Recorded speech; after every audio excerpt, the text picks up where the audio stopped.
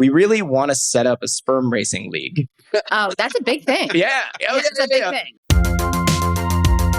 I want to welcome everyone at the BioFab Fair 2025. Thank you so much for being here. Yes. And also want to say hello to our listeners from all around the world. This is a very, very special episode. Yeah, so this is actually our 150th episode. We've been doing this for almost 3 years. We do release an episode every week. Most of the episodes are interview episodes. And so it felt appropriate for us to do this recording here at BioFab. Suzanne has actually been on the podcast twice. And there's a number of people who are in the audience that have been on the podcast at least once. Yes. And for the uninitiated, what do we talk about on this podcast? So we like to say we talk about biology as technology in all its forms. What we don't really talk about so much is biotech in pharma, though we do occasionally veer into health. But mostly it's like, how are people using biology very creatively, whether with biotech or natural, unused biology, to do really interesting things. And that's why it's perfect to have this recording at the BioFab Fair. We have seen incredible innovation in materials and personal care and beauty. I'm just so floored. And you've been going to Biofabricate since day one, right? What was that like? So day one, I think we did it in New York City in 2014. And it was in a space that was probably the size of this, maybe double the space. It's Microsoft's conference space just in Times Square. And what I remember the most about that particular event was it was impossible to leave, because every time you'd try to walk out the door, someone would grab you and want to have a conversation with them because the conversations were so good. So it was a really special event. And I think I've come to every Biofabricate except for one that was here in the UK. And you've been coming for a number of years too, Erum, right? Yeah, but not as much as you. So you're definitely like the platinum member. That's incredible. And you've seen these companies evolve, right? You've seen like Polybind, who hopefully they come up stairs. They've been wheeling and dealing downstairs. But, when they just had a little bit of a fabric, and not even fabric, they had a spark in their eye. And then look at them now. And we can't wait to have them on. And you guys we'll get into their history and like what they're doing. I think they're launching a new product here, which is what people do at Biofabricate. And we have some amazing guests that will be on today. But before we go into that, we had day one. This is day 2.5, the first half of day 2 we've seen. Any reflections from day one you want to share? I felt like day one was much more like design and biomaterials, whereas day 2 has been very heavy and complicated because it's really talking much more about the science. And, we did a panel on AI, which again, hopefully maybe made things simpler. But again, all of these things are very complicated. And when you're talking about making biomaterials and designing high performance biomaterials, it can get complicated very quickly. Yeah. What did you think, Erum? Day one, I thought was phenomenal. Like you're saying, color and texture, hitting things off was really cool. For the people in the audience, if you saw the Gozen video yesterday, was phenomenal. Hopefully we can get that video and we'll put that in the show notes for everyone to see. But I think it deserves like an Oscar nomination because it was so good. The audio alone, just the audio was incredible. They had like a scene where someone's writing and you just hear the scratch of a pencil and you're like, oh my God, they really thought about every single sound that needed to be in that video. And it was like their commercial pitch video. Yeah. So it was like not even a commercial like for like direct to consumer to be on TV. It was to investors. And I was like, wow, like when you bring creative people, science, everyone together, I just was amazed by that video. That was a big takeaway. And also, of course, seeing our friends. We had a 2-time guest, Ginger Dozier. She did an incredible job. She has been on stage a few times talking about Biome Consortia, which is really looking at how to create an open source microbiome database connective tissue, I guess you can say. But yeah, that was really cool. And then what else? Anything else that sticks out in your mind about? I know you've been busy running around. I know Karl barely comes to actually watch the talks. He just wheels and deals on the sidelines. Yeah, that's not true. I was in the back. I was in every talk yesterday. Yeah, so I was at the bar taking notes. Okay. Not drinking, but definitely taking notes the whole time. And so then what did you want to share? From yesterday? Yeah. It's like seeing the progress that people are making is incredible. There's a lot of interesting new materials that are being developed, and like people thinking about end of life and how complicated that is. Thinking about recycling and how complicated that is. I think those conversations need to happen on a broader scale. But one of the things I like about Biofabricate is the conversations stay here And then it's up to us, the people who participate, to go and take the conversations out to the bigger world. Awesome. Awesome. Okay. Well, that was a little taste, a little introduction of what we've seen. This is a very special episode live in front of a live studio audience. And how today's going to work is that we're going to interview a few amazing people, some previous guests, and we'll go from that. I think some of our guests are here, but some aren't. So let's see what actually happens. There's a lot going on right now. And we'll get started with our first guest who has been traveling around the world singing songs of biology, biopunk, community development. His name is Elliot Roth. Please join us on stage. What's up? What's up? You can't see that Elliot is wearing a beautiful divided white and black shirt. Yeah, no gray areas. Only black and white. So when you were last on Grow Everything, you were talking about Sphera, which is your algae color company, if we want to call it that. And I just saw you last week in New York, and you were singing the song of Biopunk. Why don't you talk about that? What have you been doing? Yeah. So Sphera spun down about 2 years ago, and I had a brief stint at a venture studio called Deep Science Ventures. So I started playing for the other team on the other side of the table and making investments in various biotech companies and helping spin up businesses. And then probably about this time last year, I learned the nitty gritty, how the sausage is made of venture, and decided to leave that and find a new system of setting up and establishing biotech companies. And in particular, I was really struck by a frustration that I had seeing people struggle from going from concept all the way to clinic and pilot and implementation. And many of the companies here still face that struggle. And I think it's mostly because of these systemic challenges that we've set up. And I've really started putting together a community of people in San Francisco and globally, started connecting to a global community of people that want to shift from this kind of like hacker ethos to a more punk ethos. And this idea that we are trying to buck traditional ways and manners of doing things. Mm-hmm. That's the wellspring of all of that. And then I've traveled around the world the past few months, just connecting to these decentralized labs and starting to find other punks out there who are really interested in doing weird, different things. Yeah, that's incredible. I really want to get into that global community development that you're doing. It's so fascinating. But can you tell us what's the difference between hacker and punk? What's punk? So a hacker really is into the exploitation of a system, mostly for personal gain. Mm. And it's really the understanding and deconstruction of a system and then trying to figure out some sort of way to exploit said system. And I think that serves really well from like a computer ethos, right? But biology, when you hack biology and you're taking it apart, there's this really wonderful Neil deGrasse Tyson quote where he says, if you remove all of your veins and arteries and lay them end to end, you would die. And so I think that there's this really interesting ability, especially when we look at these massive organizations that have been built in pharmaceutical development and in VC, where conventional means just don't work for biotech development.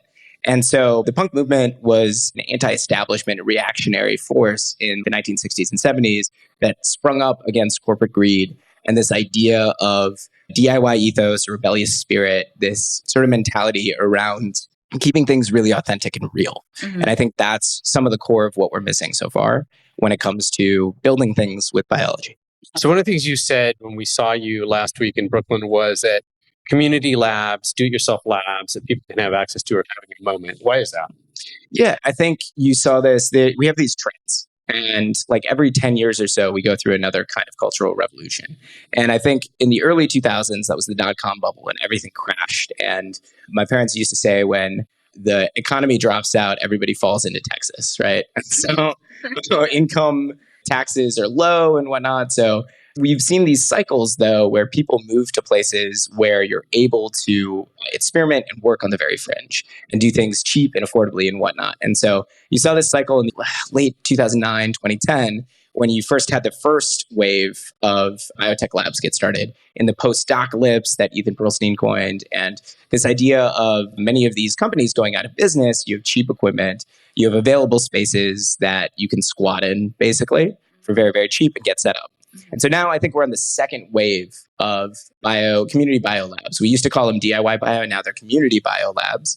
And they're getting set up all over the place because real estate's stupid cheap. All the corporate real estate's moving out because they're AI companies. They don't need the space. They can work remote.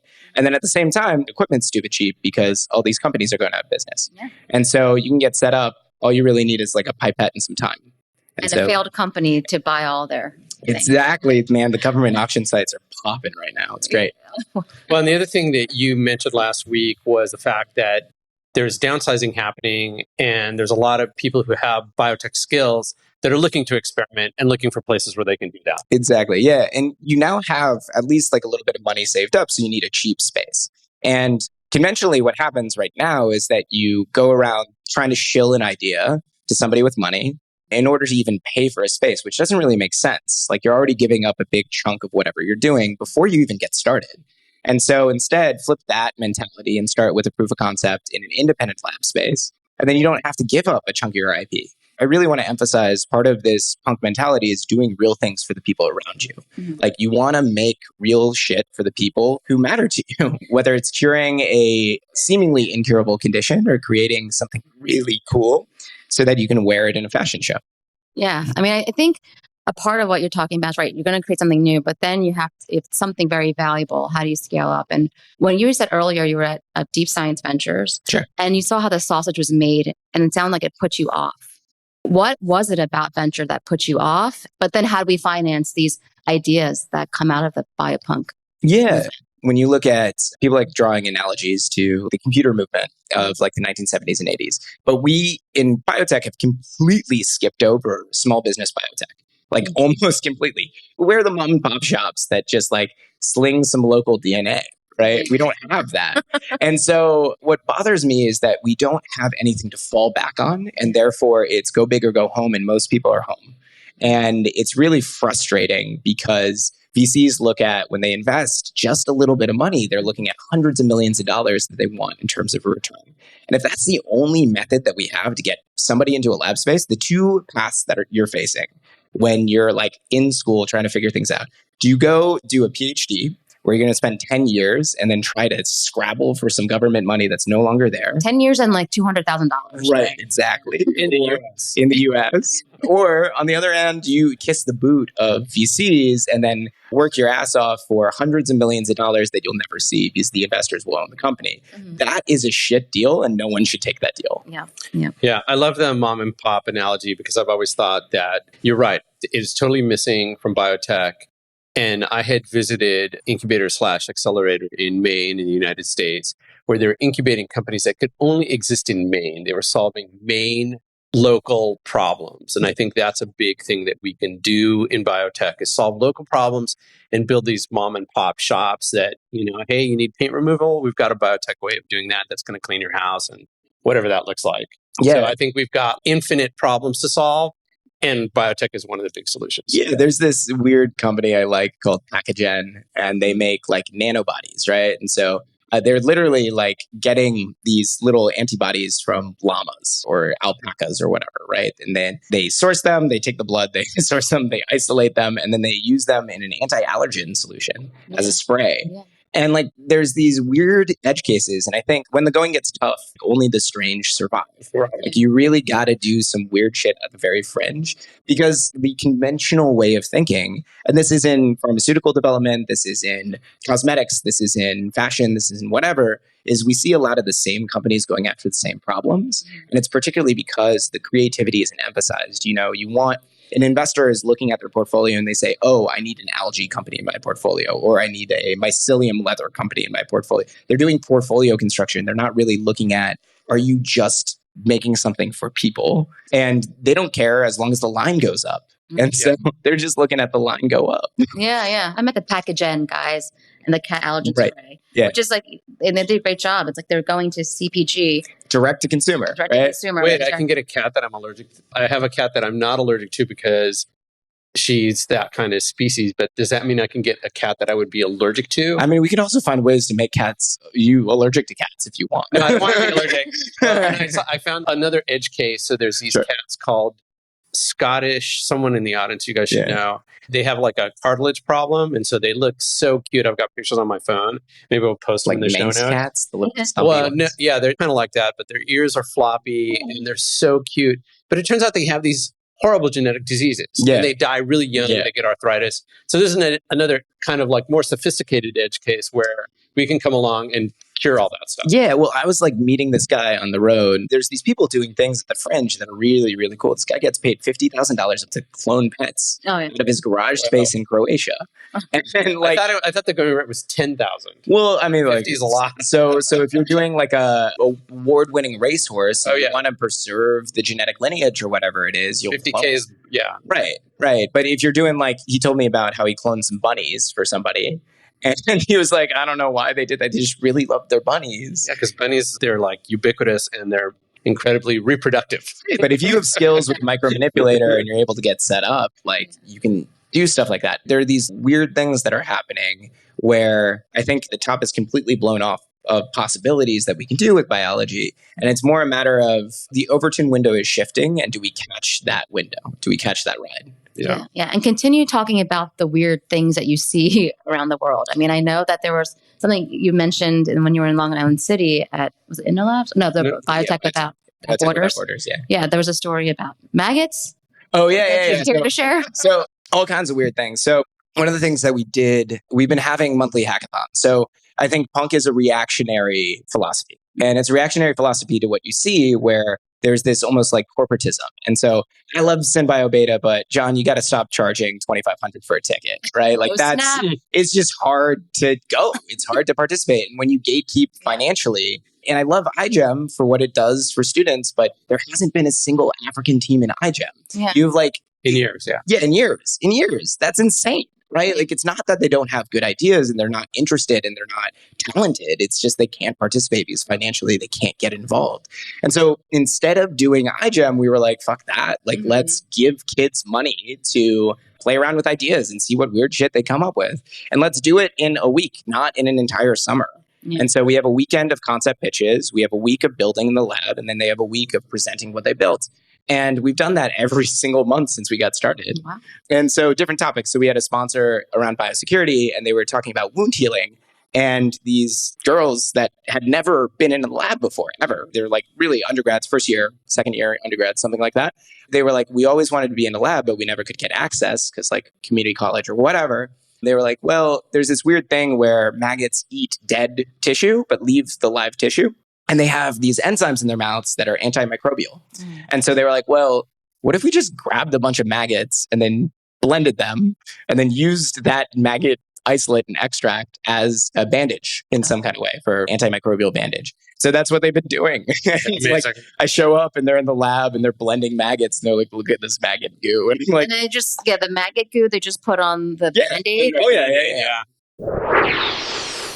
Hi. A quick shout out to our sponsor, Messaging Lab, the force multiplier for biotech. Your biotech company is making the world a better place. You know that, we know that. But does the world? There's a big reason why some biotech companies attract investors, sign up customers, and get attention. That reason is strategic communications. At Messaging Lab, we translate complex science and economics into compelling narratives. And we have done that for the most successful biotech companies across healthcare, agriculture, personal care and beauty, materials, and the list goes on. We're here to make sure your ideas not only get heard, but resonate with your audience. So if it's time to amplify your company's voice, visit messaginglab.com to explore how we can elevate your story and grow your business. Or like other weird stuff. Like I had a bunch of kids, they're like 16-year-olds and they contacted me and they were like, hey, we really want to set up a sperm racing league. Oh, that's a big thing. Yeah. That's a big thing. Well, they turned it into a big thing. So was it on ESPN? Yeah.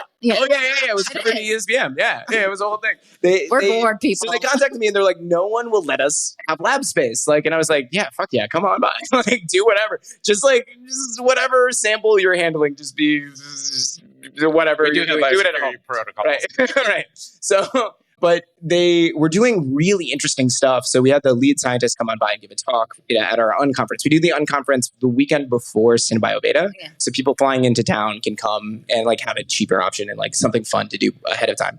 And so the lead scientist, he's like 21, 22. And so he was like one of the oldest people on the team. It was just like a bunch of these teenagers that are really into like male health because they see this declining male fertility crisis that's happening. And they're like, well, I have microplastics in my balls and I like don't want that. And so how do we start motivating people to do something more? And they like set up this fight where they had a weigh-in of UCLA versus USC of like sperm donations. And like, Oh my God. and then they had Is this this like appropriate crazy for this animation. podcast? I mean, these are the wild things that are happening because people are able to get creative, right? Yeah. We're not emphasizing that in conventional biotech, and I really think we're missing out.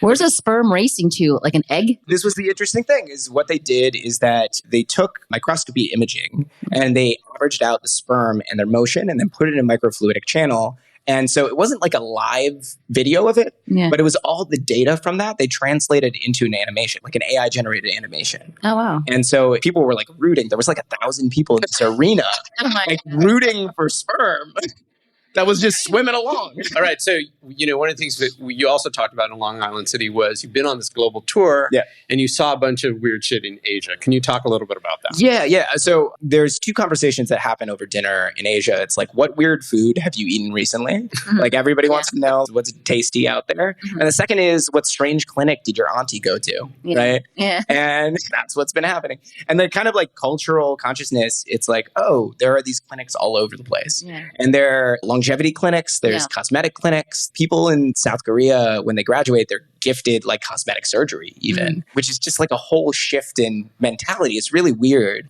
for like more westernized audiences. But like in general, except for in LA, probably. Yeah, maybe. No offense to people from LA, but like I think on the whole, what's been happening is that there's this collective consciousness of, especially if you have the financial wherewithal to go to these places to do things. There's like this funny meme of Turkish hairlines, right? Yeah. And so you see these pictures of people where they have hair transplants, and it's because they're flying on Turkish Airlines, where they're flying to Istanbul to get like hair treatments and whatnot. And everybody knows somebody who has done medical tourism because the system in the United States is so fucked. Yeah. And you go around to some of these clinics in Southeast Asia and they're doing, like they were marketing PRP, like plasmid replacement, in AirAsia in the flight guide. Oh, wow. Right? Like on the plane. Yeah. And, That's nuts. and like people are injecting exosomes that are for research use only. Yeah. And like people are doing peptide therapies and like it's moving quick. It's moving real quick. And like you cannot not recognize, like you recognize the influence of China everywhere. Where I was talking to a friend who just got placement in Shanghai in a medium-sized biotech research park. This isn't a big one or anything, but they have 3,000 biotech startups in this tiny research park. Oh, and like all of them are working on new stuff. You went there? I didn't get a chance to go there. I got invited to this like Sin Biopunk thing that somebody was hosting in Beijing, but I didn't get a chance to go to China's like a whole nother can of Tell worms. us. Yeah, Go in there. You're going to what it reminds me of is if anybody has seen like the computer hardware superstore in Guangzhou, or I think it's Guangzhou. it's like basically any kind of computer component that you could imagine and being iterated on constantly, so they're being constantly optimized. So you can imagine that for biology, a mall or a skyscraper that is just full of companies that are iterating and creating all this weird shit. And some of it might be for ag, some will be for materials, some is going to be for cosmetic purposes. You know what? Sign me up. Yeah. I mean, like, it's funny, you go around East Asia and there's these wet markets, right? Yeah. And I That's think where COVID came from, right? Yeah. I was kidding. I don't know. But there's this kind of idea of hardware and software, and we need to have like wetware, right? Yeah. Like, we got to have these places where you go to where you're able to play and experiment, because we don't have that right now. There's nowhere you can go to play and have accessibility to some of these tools of creation in a way that is approachable and easy, and you start learning. Unless you're in Brooklyn. Right. Yes. Right. And My friends at Gen Space. there's these pockets in different places. I mean, even London has this amazing space called Life Fabs, where Digby's speaking later today. Yeah. So I'm like making the tour to all these community lab spaces, because these are community organizers who recognize the need for low-cost space for people to get started. And it's a feed into everything else, right? We really have these bottlenecks in biology where you need to go get a PhD. Even the money that you receive for an idea, the legitimacy is granted by a PhD because it's a proxy for knowing what you're doing. It's not actually knowing what you're doing. When computer science shifted from needing a PhD to building a thing and then having a portfolio is when things really exploded. And so I think the same is true in biology. And when you're looking at the race between humans and AI, we're losing. Yeah. And that needs to change and change quick. Oh, yeah. Well, that's great call to action to end on. But what about your call to action for Biopunk? What do you want the audience to do? How do we enable people? Yeah. Part of what I've been looking at is how do we speed up everybody's route to get ideas out into the world? Yeah. And how do we set up new systems to make that happen? And so what we're really trying to do with this network of labs is set up new systems, new methods. I've started building this network of contract research organizations and contract manufacturers all around the world to be able to pair startup companies or individuals. If you want to make something, there are people with the tools and resources and actual reactors and stuff out there already that are able to help you with that in a low cost way anywhere in the world. And the other thing too is a line of money that is really founder friendly and focused much more on your experiments and piecemeal, like the individual things that you'll need, like specifically, what do you need to get to market? And so we're building this more like a studio of some sort, a new mentality around a studio. So this Biopunk studio to go from concept to clinic. And the end placement is in these like weird special economic zones and like regulatory gray areas, even though I'm wearing black and white. Yeah.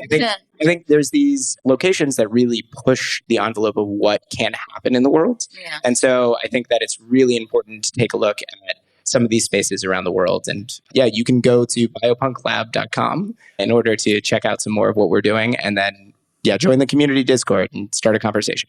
Awesome. Amazing. Thank you so much, Elliot. Thanks, This is Elliot. awesome. Let's give Elliot a hand. Yeah.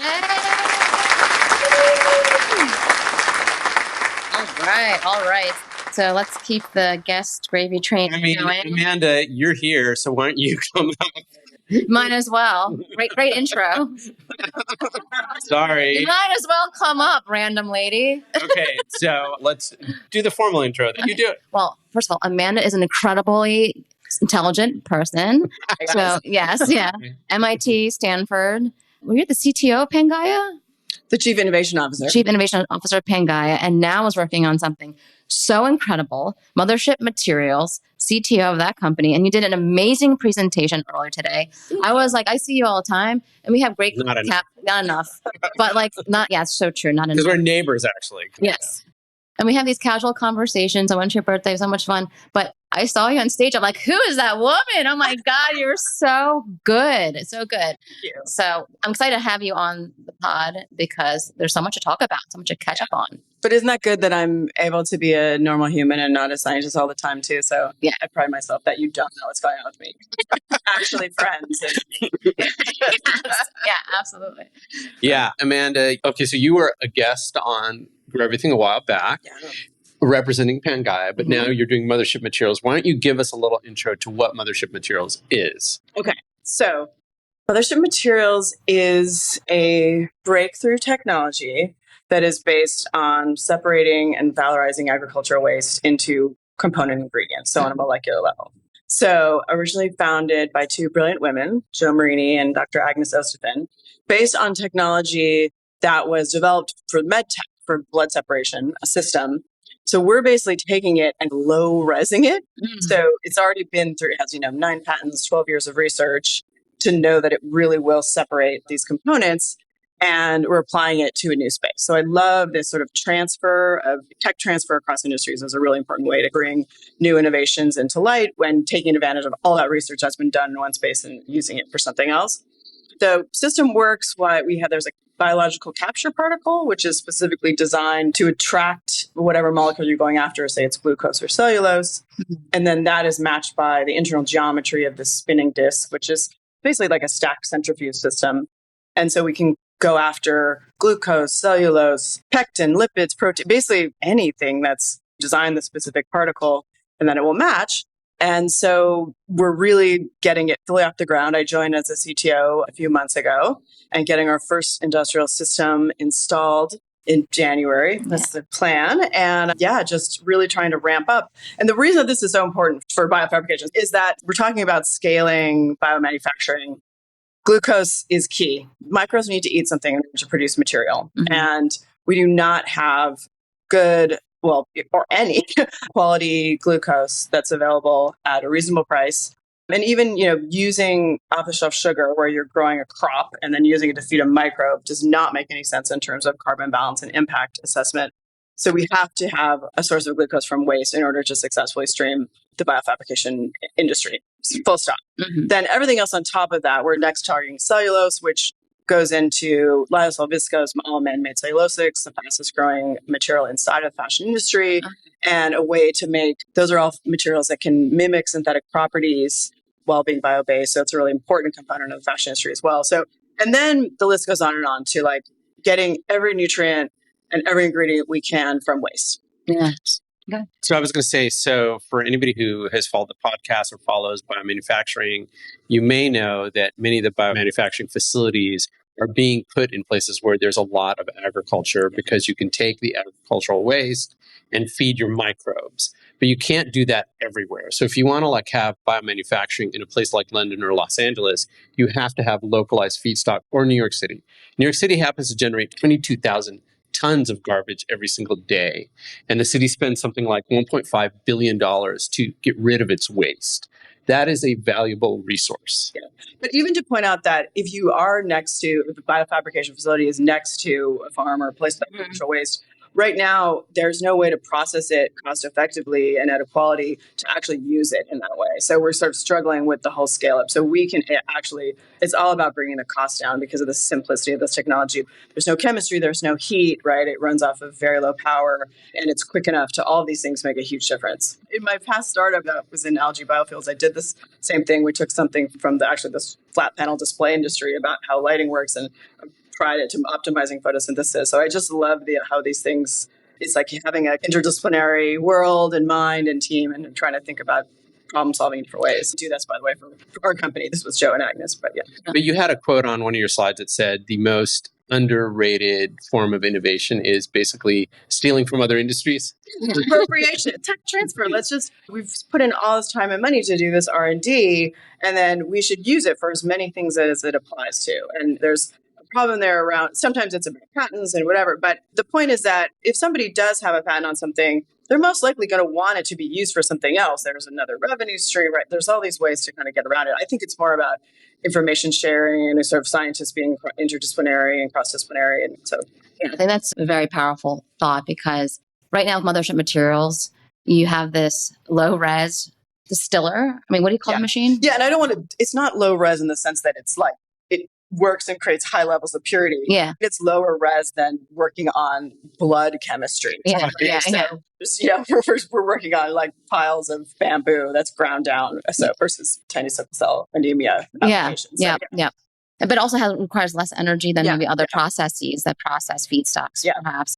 But then you're also creating a product out of this, right? The point is that there's two revenue streams, which is always great for, we need a company with a business model that, that has sustainability at its core, but also will make money because that means it's a real business. Yes. And so the actual products that come out are the secondary revenue stream or the primary, however you want to think about it. And today we announced the first product. It's called Microbe Munch. And this is the first ever sugar that's designed specifically to feed microbes. It's not for people.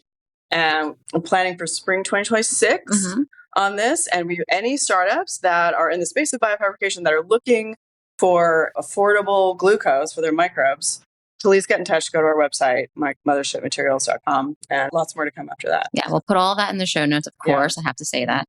But that's incredible because, first of all, it would be cool to make a cereal, just like a limited run, like just for feed your microbes, feed yourself, because it's edible, right? So it's expensive. It'd be like $80 for a box. How much would a box of cereal cost?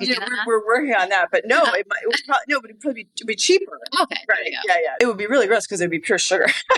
Well, maybe for kids, but all cereal is pure sugar. I know, and it's not for kids. It shouldn't be for kids. No, exactly. That metaphor came up because science really think about their microbes as their babies, right? This is, you're developing this, you're cherishing them, and you really want to take care of them and feed them well. Yeah. So when we think about, I guess, like sugar cereal is not great in terms of caring for kids, but this whole idea of having this specialized product that also does, from a comms perspective, have a bit more of a B2C feel. Just to think about it, it's not just lab media that comes in an indescript bottle. You guys know all about messaging and how important that is. So moving, and both Joe and I, that she's the co-founder, I've worked a lot in design and branding, and we know how important a lot of those things can be just for the look and feel of what we're doing in biotech. We want it to feel friendly and not scary. Yeah, absolutely. Yeah, I mean, you showed the video, and I felt like could have been watching like a TV commercial for something that I wanted, or I wanted to know more about at the very end. I want it. Yeah. I'm not making biomaterials, but I want it just to like make something now. That's Like, perfect. That's right. We're in the right Exactly. accomplished. And I think this idea of looking at other industries, right? I went to an event where Millipore Sigma was there, and Millipore Sigma, they make a lot of lab equipment. I think they make reagents too. Yeah, they do. They make reagents. And for the bioeconomy and biotechnology, you're making the reagent, you're making the media. And that's a huge industry, like for the chemical industry. So what are those tools and things that you need? So let's take a look at the chemical industry and how do they operate? How much money comes part of their whole process? The equivalent bioeconomy is going to be really interesting. And you're doing that. Yeah, we're just getting more and more inbound. We haven't even really thought holistically about the potential of all the things we can process. And we get inbound from every industry asking for all these things that we have to Google and be like, what would they want this for? Why? That's amazing. But we're trying to not get distracted with that because we could start swirling around in the potential of everythingness. Yes. Yeah. So we're trying to stay directed, as you know, in a startup. So in that way. And I think one other point on the whole, talking about technologies from other industries, the thing that I did in my first startup was actually looking at a technology that was proposed in the 70s from the National Renewable Energy Lab. And it was about light flashing. But they did not at the time have the LEDs that were able to flash at these frequencies. They said, we think this will work. We had this how the cells, but they weren't able to actually test it. And then we went in 2005 that when we did have the LEDs and were able to prove out. So old research that has gotten left behind. There was so much good stuff in the 70s on energy that got killed in the 80s. And it's being killed now, sorry. Yeah. But I think that's also a really interesting stream of tech that hasn't been followed through on as well. Yeah, I mean, to me, one of the things that's most exciting about what Mothership Materials enables is this idea of distributed biomanufacturing. Yeah. And for that to happen, you need to have this cheap feedstock for your microbes. Yeah. And so I see these things co-located everywhere there's a biomanufacturing facility. Yeah. And also, this whole idea, I mean, I'm just obsessed with what if we could understand where every ingredient is in the world, right? Someone needs feedstock over here and you're like, well, what's next to you? And then how do we map this into a global database of all the absorbic acid in the world it's like, here's where all the orange peels are. And so. And what's the value of that then? Oh, the value.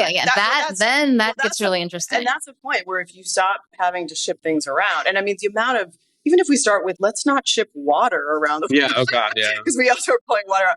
But in general, it's like, what is next to you? And what can we make from it? So. Yeah, that's going to be incredible. Oh, wow. Well, I'm really excited for you, man. This has been a little special treat. We'll have to have you back on as things progress. Yeah. You and Joe, come on. Absolutely. That'd be great. And we can do, when we get things up and running, I'll go back into the back end on the tech as well. Yeah, I love that. Yeah. So much fun. Yep. All right. Well, thank you so much for coming on. Everyone go to mothershipmaterials.com. Yes, absolutely. Yeah. And also big shout out to BioFabricate. It's my favorite event of the year. Yeah, it's just super important. It feels like posted yesterday. It's like the cheers of conferences. Everybody knows your name. Nice. All right, well, thanks for coming on. I really appreciate it. And our other two guests have... I think they probably raised money. I think they met investors downstairs and they're like, I can't do this 20-minute segment with those guys. Yeah. We'll get them later. We've already been on the podcast once, so except for David. So I don't know. What do you want to do? I think we just wrap it up so we can actually eat lunch because this is happening during lunch. But we did a nice journey. We had community biotech labs. We talked with Amanda. So it was startup culture. And we'll just wrap it up. All right. Well, thank you, everyone who came up. We really appreciate you being at BioFabricate and also listening to us. You know, you can listen to us on all the streaming channels. Subscribe and like our podcast, particularly on YouTube, because that's where we're getting a lot of love. And if you have any questions, hit us up after we turn the recorders off. Yes. And thank you, everyone. Special thank you to Lizette, who is our associate, and also Amplify Media, who also does our production work. And of course, to BioFabricate, Suzanne and Amy are incredible. So we're so happy to be here. And also to Big Penny Social for really helping us figure out this AV stuff because we didn't. Yeah, Johnny really was a huge help in setting this up. So thank you, Johnny, and Big Penny Social. All right. See you guys later. Thank you so much. Yay! Woo! Recording the cheers. Okay, good. All right, MC, that's the pod.